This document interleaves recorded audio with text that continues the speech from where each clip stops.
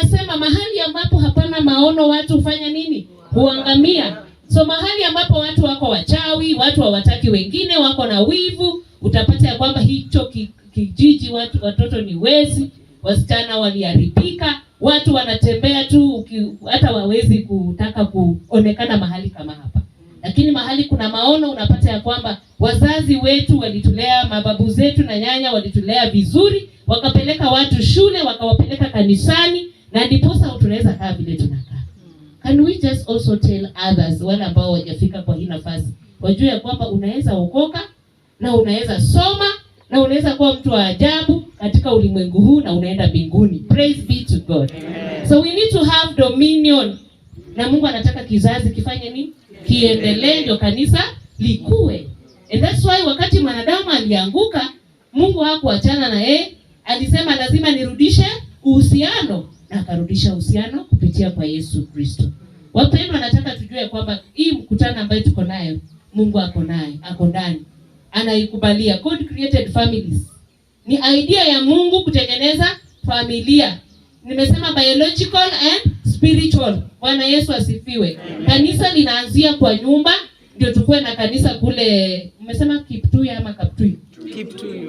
Lazima tuanzie wapi? Nyumbani. Ndio watu waelewane, waende kanisa, ndio pastor apate huko watu awahubirie. Bwana Yesu asifiwe. Amen. Yes, Mungu wetu ni wa ajabu. Mungu wetu anatupatia uzao. Kuna wale ambao hata tumbo zao zikifungwa unasikia waliomba na Mungu akafanya nini? Akafungua. Na wengine akawaambia sitawafungua, lakini nitawapea watoto wengi wa hii dunia muwalee katika imani.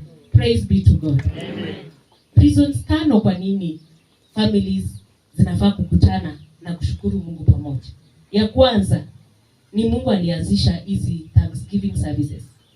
Ukisoma vizuri katika Biblia yako, Exodus chapter 23 verse 14. 3 times in the year you shall keep a feast to me. Tunaelewana?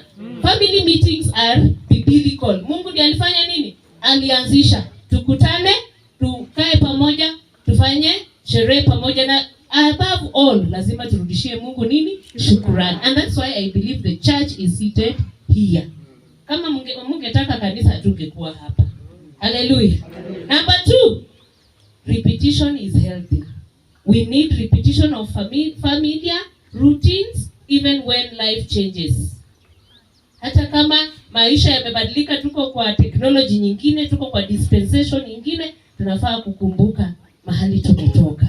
Na ndiposa Mungu aliambia wana wa Israeli, you have to transmit this to your next and next and next generations. Praise be to God. Amen. Hata kwa amri 10 Mungu amesema kwamba msiabudu miungu mingine ila mimi. Na kwa wote ambao wanaabudu miungu mingine na kufanya sanamu na kuiabudu, Biblia inasema kwamba Mungu atawapunish. Atawaadhibu kwa kizazi cha kwanza, cha pili, cha 3 na cha 4. Hallelujah. So kama tutatransmit dhambi, Mungu atatuadhibu. Tukitransmit good things, Mungu atatuinua. Kwa hivyo wale ambao unafikiria unaweza sahau your ancestor wa 400 years ago, kama alijinyonga, usipoomba na umepewa jina lake, wewe unaweza jinyonga. Ama mtoto wako atafanya nini? Atajinyonga, maana walifanya vitu ambavyo havifai. So we need to repeat things that are good. Hallelujah. Transmit mambo haya. Msisahau wanapoamka, wanapolala, wanapotembea barabarani, wafunge sheria hizi kwa shingo yao. Bwana Yesu asifiwe. Kwamba wana wa Israeli, mahali ambapo sasa Mungu anaanzia mambo yake, alianzia kwa Israeli ndio wawe taa kwa mataifa yote ambayo sisi pia tunakujia ndani. Sisi ni familia ya Mungu, tuko hapa kwa familia ya familia kadhaa zimekutana hapa na imekuwa familia moja. Si ndio? By blood. Na sisi ambao ni wa kanisa pia ni familia. Sisi wote ni wa familia ya Mungu through our faith in God. We are the family of Abraham by faith. Praise be to God. Amen. Familia katika damu, familia katika imani. Kama sio imani, mimi singekuwa hapa. Mimi ni Mbukusu. Na tukigrow hapo walikuwa wanasema Wabukusu na Wamaragoli hawaelewani.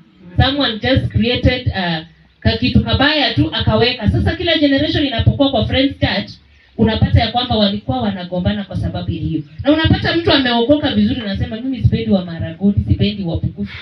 Bwana Yesu asifiwe. Thank you Mama Alice. Tuko na Pastor Maragoli na hajakuja hapa. Mimi ndio nimekuja. Haleluya. Tupigie makofi. Yes. Hizo vitu tusipoambiwa tutoke ndani, hakuna mbingu tunaenda. Haleluya. Lazima tupendane, maana we are created one. Hata mambo ya makabila ilikuja tu baada ya the fall of man. Tunajua mahali ilitokea. Watu walikuwa wanaongea lugha moja na wanataka kufanana na Mungu, na Mungu akaleta wakaanza kuongea different tongues. So in fact the issue of tribalism na nini inakujia on the side of the fall of man. But tunaposoma hiyo story ya kwamba now God has created man and woman to go to the world and dominate, dhambi haijafika. Shetani hajaingia kwa si. Bali wakati shetani aliingia akabadilisha mambo. Sasa tukapita hivyo. Waafrika wamekaa katika umoja na undugu hata kabla hawajajua Kristo ni nini. Tunaposoma historia tunaona ya kwamba Waafrika ni watu wa kufanya vitu pamoja. And they had their own values that were very very good. Wakati ambapo tumeingia katika ulimwengu wa sasa ambao sasa ni my generation, ambao tumesoma zaidi, tumefungua mambo mengi kiteknolojia na kisayansi, unapata ya kwamba ndio tumechanganyikiwa zaidi. Watu wanafikiria wanaenda vizuri, kumbe ndivyo wanahangaika. Ni familia chache sana ambazo mnaweza pata, mnaweza tukakuja tukakaa hivi. Ni chache. Ni matanga tu ndio huwa inaunganisha siku hizi watu. So congratulate yourself for this, because mnafanya watu wengi wanasoma, wanajua kumbe ni vizuri kurudi kuangalia mahali tumetoka. Bwana Yesu asifiwe. Na nataka tuone ni kwa nini hii mambo ni ya Mungu, si mambo ya wanadamu. Mungu alituumba na akili na akasema tutumie hiyo akili vizuri kumtukuza yeye. Akasema we go and dominate. We don't allow the enemy to whisper.